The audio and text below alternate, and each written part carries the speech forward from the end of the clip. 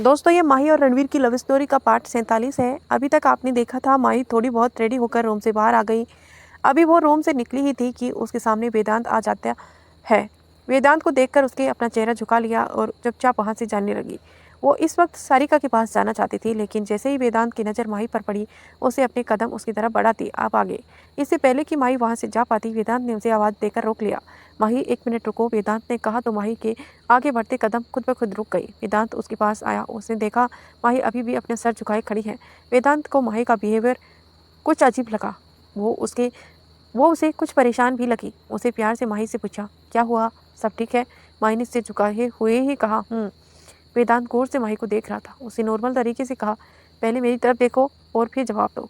कुछ देर तक तो माही ने अपनी नज़रें नहीं उठाई। जब वेदांत ने दोबारा कहा तो माही ने उसकी तरफ देखा। माही के माथे पर लगी हुई चोट को देखकर वेदांत ने थोड़ा परेशान होते हुए कहा, ये क्या हुआ है, तुम्हें चोट कैसे लगी? माही ने अपनी नज़रें दूसरी तरफ करते हुए कहा, वो गलती से मेरा पैर फिसल गया था, लग गई। वेदांत माही के हाव भाव देखकर समझ गया कि माही झूठ बोल रही है। उसने उसका हाथ पकड़ा और उसे टेरेस पर लेकर आया और फिर थोड़ा सख्त लहजे में पूछा, अब बताओ क्या हुआ है, लेकिन इस बार सच सच बताना। वेदांत की बात सुनकर माही की आंखें नम हो गई। वो अपना सिर झुकाए खड़ी रही। वो नहीं चाहती थी कि वेदांत उसकी नम आंखों को देखे। वेदांत ने एक बार फिर कहा, मैं इंतजार कर रहा हूँ, बता रही हो या मैं आज ही हमारी दोस्ती को ख़त्म कर दूँ? माही ने नम आंखों से वेदांत की तरफ देखा और सिर वहाँ से होते हुए कहा, क्या मैं इतनी बुरी हूँ कि सब मुझे गुस्सा होते जा रहे हैं? कहते हुए वो रोने लगी। वेदांत उसे ऐसे रोते देखकर पिघल गया और उसके चेहरे को अपने हाथों में भरते हुए कहा, नहीं बच्चा, तुम तो बहुत ही प्यारी हो। भला कोई तुमसे गुस्सा हो सकता है? भला मुझे बताओ, किसने तुम पर गुस्सा किया? क्या रणवीर ने तुम्हें कुछ कहा? रणवीर का नाम सुनकर माही जोर से रोने लगी। वेदांत समझ गया कि रणवीर ने ही कुछ किया है। उसने फिर माही को शांत करवाते हुए कहा, क्या कहा रणवीर ने? मुझे बताओ, मैं उससे बात करूंगा। माही ने रोते हुए ही अपना सिर नामे हिलाया और कहा, नहीं, तुम उससे कोई बात नहीं करोगी, वरना वो फिर मुझे गुस्सा हो जाएंगे और मेरे साथ ज़बरदस्ती करके। माही चुप हो गई। रोते हुए अब उसकी हिचकियाँ बंद गई थी। वेदांत माही की अधूरी बात से ही समझ गया कि रणवीर ने क्या किया है। उसने इस बार से ज़्यादा पूछकर माही को अनकंफर्टेबल करना सही नहीं समझा। उसने प्यार से माही के सिर पर हाथ फेरा और कहा, माही प्लीज़ डोंट क्राई, एक बार फिर से रणवीर से बात जरूर करूँगा। देखो तुम अकेली नहीं हो, हम सब हैं ना तुम्हारे साथ। माही ने अपने माही ने अपने आंसू भरी आंखों से वेदांत की तरफ देखा और सुबकते हुए कहा, अगर रणवीर ने फिर से मुझ पर गुस्सा किया तो मैंने तुम्हें कोई क्यों बताया? तो मुझे उसे गुस्से में बहुत डर लगता है। वेदांत ने कहा, कुछ नहीं कहेगा वो तुझे, मैं उसे समझाऊंगा, तुम चिंता मत करो, ओके? माही ने अपना सिर हिलाते हुए मासूमियत से कहा, ठीक है, अब मैं दी के पास जाऊँ? वेदांत ने स्माइल करते हुए उसके बालों बिगाड़ते हुए कहा, ठीक है जाओ, और हाँ एक बात हमेशा याद रखना, तुम्हारा ये दोस्त हमेशा तुम्हारे साथ है। माही ने वेदांत की तरफ मुस्कुराते हुए देखा और वहाँ से चली गई। माही के जाते ही वेदांत के चेहरे के भाव गुस्से में बदल गए। उसने अपनी मुठ्ठियाँ भींचते हुए कहा, Ranveer, how can you do this? You will have to answer today. उसने अपना फ़ोन निकाला और रणवीर का नंबर डायल किया। दूसरी तरफ से फ़ोन रिसीव होते ही वेदांत ने अपनी सख्त आवाज़ में कहा, where are you? Meet me in room number 809 at hotel Hyatt in half an on hour now. बात करके उसे फ़ोन काट दिया और वहाँ से निकल गया। करीब आधे घंटे बाद होटल हयात के रूम नंबर 809 में वेदांत और रुद्र बैठे हुए थे, रणवीर का वेट कर रहे थे। रुद्र ने फेस से लग रहा था कि वेदांत ने उसे सब कुछ बता दिया है और इस वक्त रुद्र के चेहरे पर से उसका गुस्सा साफ नजर आ रहा था। कुछ देर बाद ही रणवीर रूम का डोर ओपन करके अंदर आया तो दोनों जलती निगाहों से उसे घूरने लगे। रणवीर ने दोनों को आंखें छोटी करके देखा और पूछा, क्या हुआ है? दोनों मुझे ऐसे क्यों देख रहे हो, जैसे मुझे मार ही डालोगे? रुद्र ने गुस्से में अपनी जगह से उठा और एक पंच रणवीर के मुंह पर मारा, जिसकी वजह से रणवीर का चेहरा दूसरी तरफ झुक गया। पंच लगने की वजह से रणवीर के होठों से साइड कट लग गया, जिससे वो ब्लड आने लगा। रणवीर ने अपने अंगूठे से अपने ब्लड को साफ किया और फिर रुद्र की तरफ देखते हुए कहा, तू पागल तो हो गया है क्या? क्या कर रहे हो तुम दोनों यहाँ? तो वेदांत गुस्से में उठकर रणवीर के पास आया और उसका कॉलर पकड़ते हुए बोला, पागल तो तू हो गया है रणवीर, तू क्या कर रहा है माही के साथ, और तुम्हारी हिम्मत कैसे हुई उसके साथ ज़बरदस्ती करने की? फिर वेदांत की बात सुनकर रणवीर पहले तो थोड़ा सा शर्मिंदा हुआ, फिर अपना कॉलर उसके हाथ से छुड़वाते हुए कहा, ये मेरा और मेरी बीवी का पर्सनल मैटर है, तो उससे दूर ही रहो तो अच्छा होगा। I handle it my self. Ranveer की बात सुनकर रुद्र ने भी अपने दांत पीसते हुए कहा, माही सिर्फ तुम्हारी बीवी ही नहीं है, उस घर की बहू भी है और किसी की बहन भी है। तुम माही को अकेला मत समझो, अगर उसके साथ कुछ भी गलत करते हो तो हम सब तुम्हारे खिलाफ हो जाएंगे। और क्या कहा कि तुम इसे हैंडल खुद करोगे? देखो मैंने तुम्हें कैसे हैंडल कर रहे हो। क्या तुम फिर से उसके साथ ज़बरदस्ती करोगे? क्या फिर से अपनी शैतानियाँ उसे दिखाओगे या फिर उसे डराओगे या धमकाओगे? बोलो, क्या करोगे तुम? रुद्र की बात सुनकर रणवीर को बहुत गुस्सा आने लगा। वह अपनी मुठ्ठियाँ कसते हुए अपने गुस्से को कंट्रोल करने की कोशिश करने लगा। उसकी उसकी तरफ से अपनी पीठ कर ली और फिर उनके अपने बालों को अपने हाथ से फेरते हुए कहा, मैं जानता हूँ कि मैंने माही के साथ बहुत गलत किया है और उसे हर्ट भी नहीं करना चाहिए था, लेकिन मुझे समझ नहीं आया कि मुझे उस वक्त क्या हो गया था। मैं क्या अपने आप को कंट्रोल नहीं कर पा रहा था। मैं बहुत हाइपर हो रहा था। मुझे अपने शरीर से एक अलग ही बदलाव महसूस हो रहा था। पहले कुछ दिनों से मेरे साथ ऐसे ही हो रहा है। मैं अपने गुस्से को कंट्रोल नहीं कर पा रहा हूँ। मैं गुस्से में क्या कर जाता हूँ मुझे पता ही नहीं चलता। फिर उन दोनों की तरफ देखते हुए, तुम दोनों भी जानते हो कि मैं माही से कितना प्यार करता हूँ। क्या मैं कभी उसको हर्ट कर सकता हूँ? क्या मैं कभी भी उसकी इतनी तकलीफ दे सकता हूँ? पर मैं सच कह रहा हूँ, मुझे नहीं पता चलता कि मैं उसके साथ क्या क्या कर रहा हूँ। रणवीर की बात सुनकर वेदांत को थोड़ा डाउट हुआ। वेदांत ने खुद को शांत करते हुए रणवीर से पूछा, ये सब तुम्हारे साथ कब से हो रहा है रणवीर?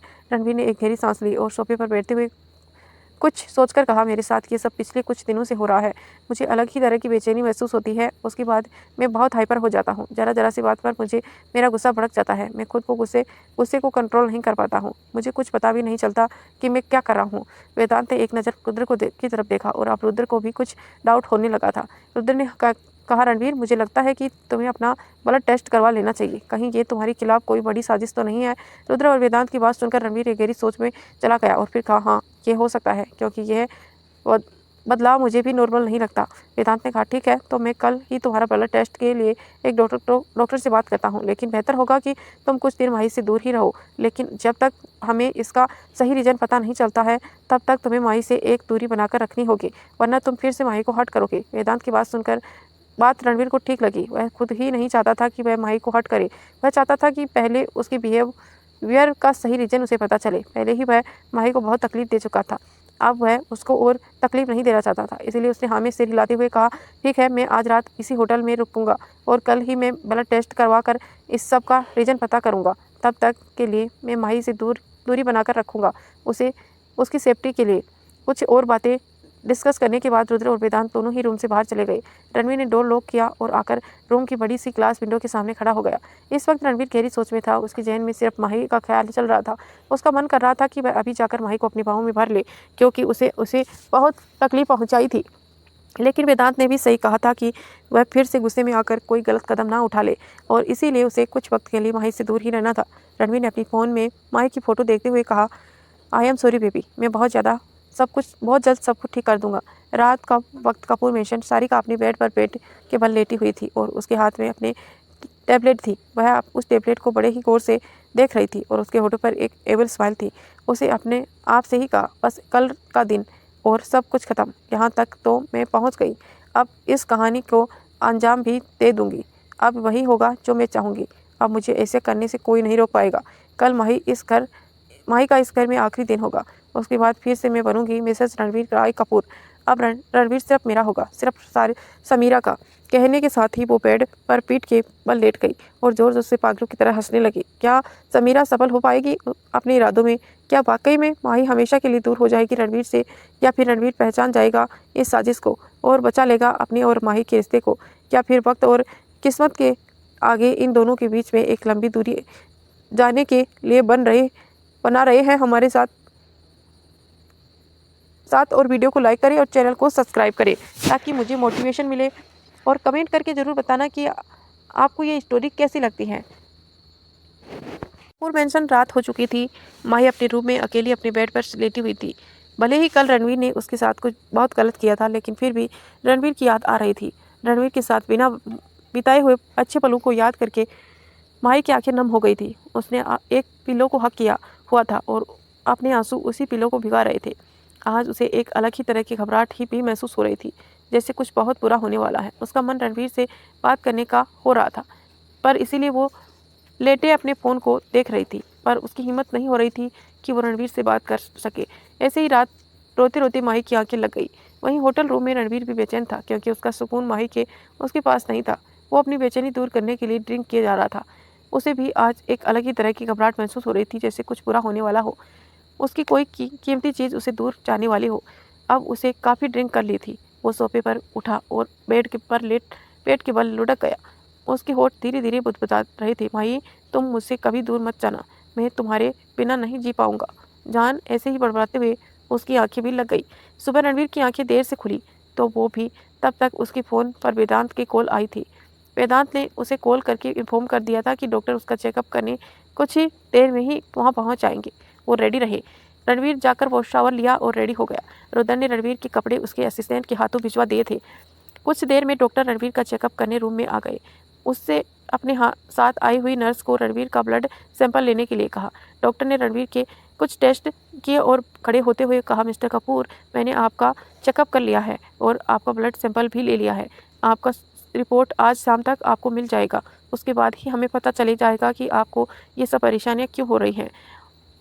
अब मैं चलता हूँ, कहकर डॉक्टर रूम से बाहर चले गए। दोपहर का वक्त रणवीर अपने केबिन में बैठे हुए अपने काम में बिजी था। तभी उसके केबिन का डोर नॉक हुआ। तभी रणवीर अपनी फाइल देखते हुए ही कहा, कम इन। उसकी सेक्रेटरी उसके केबिन में आई और उसके लिए ब्लैक कॉफ़ी उसकी डेस्क पर रखकर चली गई। रणवीर ने अपनी कॉफ़ी का कप उठाया और अपने होठों पर लगाकर एक सिप लिया। उसे कॉफ़ी का टेस्ट थोड़ा अजीब लगा, लेकिन फिर भी उसने वो कॉफ़ी पीने लगा। रणवीर ने अपनी कॉफ़ी ख़त्म की ही थी कि उसका फ़ोन रिंग करने लगा। रणवीर ने कप टेबल पर रखकर उसे फ़ोन उठाया तो स्क्रीन पर प्राइवेट नंबर शो हो रहा था, जिसे देखकर रणवीर की भौहें सिकुड़ गई। उसे फ़ोन रिसीव किया और अपने कान पर लगा लिया। दूसरी तरफ की बात सुनकर रणवीर की आंखें के भाव खतरनाक हो गए। उसकी मुठ्ठियाँ गुस्से में कस गई। उसने जल्दी से फ़ोन डिस्कनेक्ट किया और अपनी गाड़ी की चाबी उठाकर केबिन से बाहर निकल गया। रणवीर रोड पर काफ़ी फुल स्पीड में अपनी गाड़ी दौड़ा रहा था। इस वक्त शाम के 4 बज रहे थे। रणवीर की गाड़ी एक बड़ी सी होटल के सामने आकर रुकी। होटल 5 स्टार था। रणवीर जल्दी से गाड़ी से बाहर निकला और होटल के अंदर चला गया। रणवीर के कदम लिफ्ट की तरफ बढ़ गए। इस वक्त उसकी आंखें गुस्से में लाल थी। उसका ऑरा बहुत ही खतरनाक लग रहा था। इस वक्त कोई और भी उसे देखता तो डर के मारे बेहोश हो जाता। रणवीर का इतना गुस्सा आ रहा था कि अगर उसके सामने कोई भी आ जाए तो उसे ख़त्म कर देगा, लेकिन उसका दिल बार बार एक ही बात कर रहा था कि यह सच नहीं हो सकता। लेकिन इस वक्त उसके दिल जज्बातों पर उसका गुस्सा हावी हो रहा था। वही कॉरिडोर से होते हुए एक रूम के सामने आकर रुका। रूम का नंबर देखकर उसे एक गहरी सांस ली और अपनी आंखें बंद करके कर ली। उसकी मुट्ठियां गुस्से में कस गई थी और जब उसे अपनी आंखें खोली तो ऐसा लग रहा था जैसे उसकी आंखों में खून उतर आया है। उसने गुस्से में एक किक दरवाजे पर मारी, जिसकी वजह से उसका दरवाज़ा आवाज़ के साथ दरवाज़ा खुल गया। सामने का नज़ारा देखकर रणवीर गुस्से में आग बबूला हो गया। अब उसका गुस्सा सर चढ़कर बोल रहा था। उसने अपने कदम उसकी तरफ बढ़ा दिए।